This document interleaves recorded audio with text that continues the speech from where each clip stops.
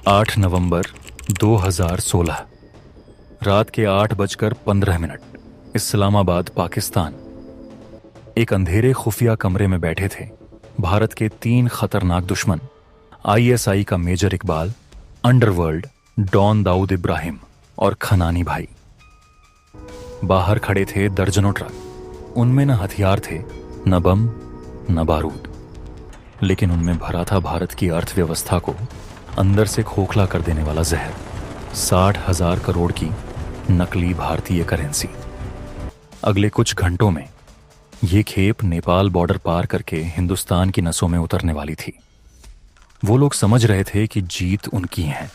तभी टीवी की स्क्रीन बदली, कमरे में सन्नाटा छा गया और कुछ ही मिनटों में खनानी नाम का वो मास्टरमाइंड छत से कूदकर अपनी जान दे चुका था।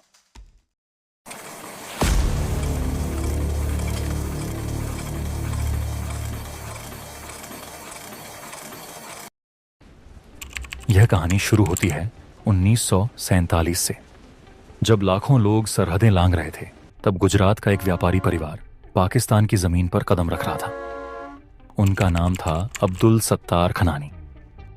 गुजराती मेमन कम्युनिटी का एक साधारण इंसान जिसके खून में व्यापार दौड़ता था। जेब खाली थी, सिर पर छत नहीं थी, लेकिन हिम्मत थी। उसने कराची के बोल्टन मार्केट में फुटपाथ पर एक छोटी सी करेंसी एक्सचेंज की दुकान खोल ली और धीरे धीरे वो दुकान एक साम्राज्य बन गई। 2 मई 1961 को उसके घर 2 जुड़वां बेटों ने जन्म लिया, जावेद और अल्ताफ। जब ये दोनों बड़े हुए तो बाप का कारोबार अपने हाथों में ले लिया और उसे ले गए एक ऐसी दिशा में जिसकी किसी ने कल्पना भी नहीं की थी। उन्होंने हनीफ कालिया के साथ मिलकर खड़ी की KKI, खनानी एंड कालिया इंटरनेशनल। बाहर से दिखने में एक साफ सुथरी व्हाइट कॉलर कंपनी, लेकिन अंदर से दुनिया का सबसे बड़ा हवाला नेटवर्क। पाकिस्तान के फॉरेन एक्सचेंज मार्केट का 40% हिस्सा इनकी मुट्ठी में था। अल्ताफ दुबई चला गया और लंदन, टोरंटो, न्यूयॉर्क, हर जगह उसके आदमी बैठ गए। कराची में कोई पैसा दे और चंद मिनटों में दुबई में वो रकम किसी और को मिल जाए, बिना कोई सुराग या निशान छोड़े। यह था खनानी ब्रदर्स का कमाल और यही उनकी सबसे बड़ी खतरनाकी। 1993 में मुंबई बम धमाके के बाद दाऊद इब्राहिम पाकिस्तान पहुंचा। उसे चाहिए था एक ऐसा बैंक जो बिना सुराग छोड़े पैसा पूरी दुनिया में भेज सके, और वो दरवाजा खुला खनानी ब्रदर्स के पास। और उस रात कराची के एक आलीशान बंगले में जब दाऊद और खनानी भाई मिले तो भारत के खिलाफ एक खामोश जहरीली जंग का ऐलान हो गया। खनानी ब्रदर्स ने भारत के खिलाफ एक ऐसा हथियार बनाया जो किसी भी बंदूक से ज्यादा खतरनाक था। फेक इंडियन करेंसी नोट्स या super notes, security grade paper पर छपे असली नोटों जैसा वाटरमार्क, खास फाइबर, इतने सटीक कि ATM के सेंसर भी धोखा खा जाएं। इनकी छपाई होती थी पाकिस्तान की खुफिया और राज्य संरक्षित फैसिलिटी में। वहां से ये नोट दुबई, काठमांडू, ढाका और कुआलालंपुर के रास्ते भारत में भेजे जाते थे। साल 2013 तक 11,000 करोड़ के जाली नोट भारत में घुस चुके थे और एक भी नोट पकड़ा नहीं गया था। 2008 के 26/11 मुंबई हमले की फंडिंग में भी खनानी ब्रदर्स के इसी नेटवर्क का सीधा हाथ था। लेकिन उनका अगला निशाना था 2014 के चुनाव। मकसद एक था, मोदी जी को प्रधानमंत्री न बनने देना। लेकिन जब 26 मई 2014 को मोदी जी ने शपथ ली तो उस रात इस्लामाबाद में दाऊद का खून खौल उठा। हमने 11,000 करोड़ पानी में बहाए, गलत लोगों पर भरोसा किया। इस बार गलती नहीं होगी। उस रात तय हुआ, इस बार 60,000 करोड़, और सिर्फ पैसा नहीं, साथ में हिंसा भी, ताकि भारत एक साथ 2 मोर्चों पर लड़े और घुटनों पर आ जाए। रास्ता तय हुआ नेपाल बॉर्डर से उत्तर प्रदेश, और यूपी में इस पैसे को रिसीव करने की जिम्मेदारी दी गई कुख्यात बाहुबली गैंगस्टर अतीक को। अतीक का जाल इतना बड़ा था कि एक बार पैसा उसके हाथ में आया तो पूरे हिंदुस्तान में बिखर जाता। 2015 में मेजर इकबाल ने दाऊद के सामने अपना डर रखा। अगर 2017 में यूपी चुनाव योगी के हाथ गया तो अतीक समेत पूरा नेटवर्क खत्म। नेपाल बॉर्डर का रास्ता हमेशा के लिए बंद। दाऊद ने सुना और बस इतना कहा, तो नवंबर 2016 आखिरी मौका है। तारीख तय हुई 9 नवंबर 2016, जब 60,000 करोड़ की पहली खेप नेपाल बॉर्डर से यूपी में घुसनी थी। उरी सर्जिकल स्ट्राइक अभी कुछ हफ्ते पहले ही हुई थी। पूरा देश जोश में था, लेकिन दुश्मन भी जानता था अब वक्त कम है। उस दोपहर New Delhi, national security adviser Ajit Doval अपने दफ्तर के आंगन में टहल रहे थे। वो हमेशा ऐसे ही टहलते थे। तभी एक अधिकारी तेज कदमों से उनके पास आया और रुककर बोला, सर, हमारे स्पाई ने खबर भेजी है, पाकिस्तान 60,000 करोड़ के नकली नोट भारत भेजने की तैयारी कर रहा है। डोभाल जी के कदम रुक गए। एक पल के लिए सन्न, फिर धीरे से बोले, 60,000 करोड़, यह बहुत बड़ी रकम है। अगर यह पैसा हिंदुस्तान में आ गया, बाजार हिल जाएगा और जो स्थिरता बनी है वो टूट जाएगी। वो फिर चलने लगे, लेकिन अब उनके कदमों में एक मकसद था। डोभाल जी के पास एक हथियार था जिसके बारे में दुश्मन को रत्ती भर भी पता नहीं था। एक अंडरकवर एजेंट, रॉ के मेजर शोभित शर्मा। वो कोई नौसिखिया नहीं थे। सालों से वो पाकिस्तान में दुश्मनों के बीच उन्हीं की भाषा में उन्हीं की तरह जी रहे थे। वो लियारी गैंग का हिस्सा बन गए थे। मेजर इकबाल के साथ कंधे से कंधा मिलाकर काम किया था।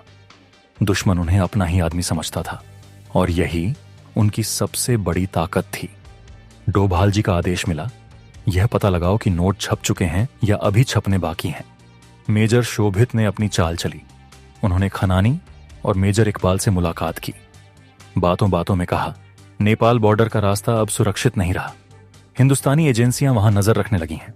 मेरे पास नए रास्ते हैं, ऐसे जो किसी की नजर में नहीं। खनानी उनकी बात सुनता रहा। मेजर इकबाल की तरफ देखा। खनानी उन्हें सीधे ले गया इस्लामाबाद की एक खुफिया फैक्ट्री में। जो मेजर शोभित ने वहां देखा वो उन्होंने जीवन में पहले कभी नहीं देखा था।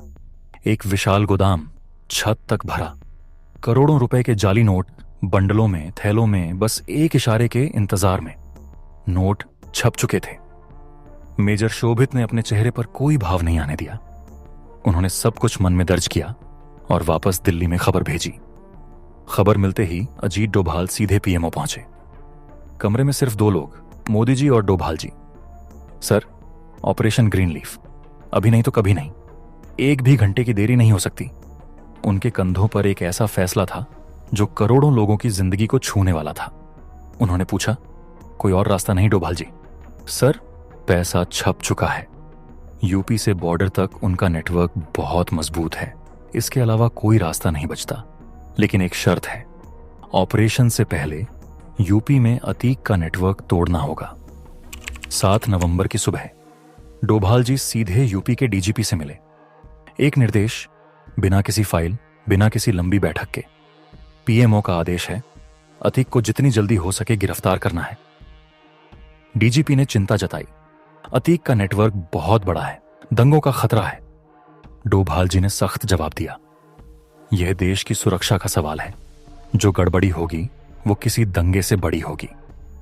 48 घंटे के अंदर एसटीएफ के जवान सादे कपड़ों में निकले और बिना किसी लीक के अतीक पुलिस की गिरफ्त में था।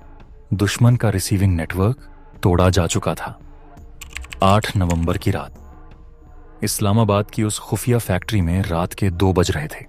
दर्जनों आदमी काम में लगे थे। नकली नोटों के बंडल बक्सों में बंद हो रहे थे। बक्से ट्रकों में लोड हो रहे थे। पैकिंग इतने शातिराना तरीके से हो रही थी कि ऊपर से देखो तो आम सामान लगे। और उसी भीड़ में खामोशी से खड़े थे मेजर शोभित शर्मा। उनके चेहरे पर वही पुराना मुखौटा, लेकिन मन में पल पल की रिपोर्ट दिल्ली की तरफ रवाना हो रही थी। उस शाम दाऊद ने खनानी को अलग बुलाया था। तूने मेरे 11,000 करोड़ डुबोए, मोदी फिर भी बैठा है। इस बार अगर कुछ भी गड़बड़ी हुई तो सही नहीं होगा। खनानी ने कुछ नहीं बोला। वो जानता था इस वक्त सफाई नहीं, सिर्फ नतीजा काम करेगा। मेजर इकबाल ने फोन उठाया, सीधे यूपी में अतीक को। 9 नवंबर सुबह 4 बजे ट्रक हर हाल में रिसीव करने हैं। लेकिन इकबाल को नहीं पता था अतीक उस वक्त एसटीएफ की गिरफ्त में था। और फिर भी अतीक ने इतनी सफाई से बात की कि इकबाल को जरा भी शक नहीं हुआ। फोन कटते ही अतीक का खौफनाक स्लीपर सेल एक्टिव हो गया। पुलिस की नाक के नीचे से उसके गुर्गे बॉर्डर की तरफ रवाना हो गए। दुश्मन का रिसीविंग नेटवर्क अभी भी जिंदा था और यही था वो सबसे बड़ा खतरा जो अभी टला नहीं था। नकली करेंसी का खेल सिर्फ पैसों का खेल नहीं था। इसका मतलब था काले धन को सफेद करना, आतंक को फंड करना, बॉर्डर पार नेटवर्क को जिंदा रखना और देश की अर्थव्यवस्था में अविश्वास का जहर घोलना। यही वजह थी कि इस लड़ाई में गोली नहीं चल सकती थी। यह लड़ाई लड़ी जानी थी खुफिया जानकारी से, धैर्य से और सही वक्त पर लिए गए एक फैसले से। 8 नवंबर 2016 की शाम इस्लामाबाद के उस खुफिया कमरे में दाऊद, मेजर इकबाल और खनानी भाई टीवी स्क्रीन के सामने बैठे थे। बाहर नोटों से भरे ट्रक तैयार खड़े थे। बस एक आखिरी हरी झंडी का इंतजार था। घड़ी की सुइयां धीरे धीरे आगे बढ़ रही थीं। तभी एक आदमी भागता हुआ कमरे में घुसा। भाईजान, टीवी पर देखो क्या आ रहा है। सब एक साथ टीवी की तरफ मुड़े। स्क्रीन पर भारत के प्रधानमंत्री नरेंद्र मोदी जी सीधे देश को संबोधित करते हुए, आज रात 12 बजे से 500 और 1000 के पुराने नोट लीगल टेंडर नहीं रहेंगे। कमरे में सन्नाटा पसर गया। कोई कुछ नहीं बोला। एक झटके में सब कुछ कागज हो गया। सालों की प्लानिंग राख। खनानी उठा, कमरे से बाहर निकला, सीढ़ियां चढ़ते छत पर पहुंचा और वहां से नीचे। उस रात हिंदुस्तान ने एक ऐसी लड़ाई जीती जो किसी मैदान पर नहीं लड़ी गई थी। 4 दिसंबर 2016 कराची की अधूरी इमारत साइमा टावर के पास जावेद खनानी की लाश मिली। पुलिस पहुंची, लाश उठाई और अगले ही दिन बिना पोस्टमार्टम फाइल बंद। मौत की वजह आत्महत्या। लेकिन सच आज भी एक अनसॉल्व्ड मिस्ट्री है। 2015 में अमेरिका ने पनामा में अल्ताफ खनानी को गिरफ्तार किया था। भारतीय खुफिया एजेंसियों के इनपुट की वजह से 2017 में उसे 68 महीने की सजा सुनाई गई थी। 2020 में वो जेल से बाहर तो आया, लेकिन आज वो कहां है कोई नहीं जानता। दुनिया ने उस रात को नोटबंदी का नाम दिया। टीवी पर दिखाई गई लंबी कतारें, आम आदमी की तकलीफें, बहस, आर्थिक फैसले की सफलता या विफलता पर। लेकिन जो कभी नहीं कहा गया वो यह था, यह सिर्फ एक आर्थिक फैसला नहीं था, यह एक साइलेंट सर्जिकल स्ट्राइक थी उस पूरे नेटवर्क पर जो भारत की रगों में जहर भर रहा था। मेक्सिको के सिनालोआ ड्रग कार्टेल से लेकर लश्कर तैयबा तक, हिजबुल्लाह से लेकर अल-कायदा तक, तालिबान से लेकर जैश ए मोहम्मद तक, सब एक ही रास्ते से गुजरते थे। खनानी ब्रदर्स, उनका जो साम्राज्य था वो अब इतिहास के कूड़ेदान में दफन हो चुका है। यह कहानी साबित करती है कि आधुनिक युद्ध सिर्फ गोलियों से नहीं लड़ा जाता। कभी कभी युद्ध चलता है कागज पर, करेंसी और हवाला नेटवर्क पर, और उन कमरों में जहां बाहर की दुनिया को कुछ पता ही नहीं होता। ऐसी लड़ाइयों में सबसे बड़ी ताकत होती है समय पर मिली जानकारी, सटीक फैसला और वो साहस जो लोकप्रियता से नहीं जिम्मेदारी से पैदा होता है। डोभाल जी ने वो किया जो एक सच्चा रक्षक करता है, बिना शोर के, बिना श्रेय के। मेजर शोभित शर्मा का नाम इतिहास की किताबों में नहीं मिलेगा, लेकिन उनकी खामोशी ने करोड़ों की रक्षा की। और मोदी जी ने वो फैसला लिया जो शायद दुनिया का कोई और नेता उस वक्त नहीं ले सकता था। कुछ लड़ाइयां उरी के पहाड़ों पर लड़ी जाती हैं, कुछ लड़ाइयां दिल्ली के एक दफ्तर के सन्नाटे में, कुछ जीतें किसी अखबार की सुर्खी नहीं बनती, लेकिन वो जीतें असली होती हैं। और वो लोग जो इन जीतों को अंजाम देते हैं असली हीरो होते हैं।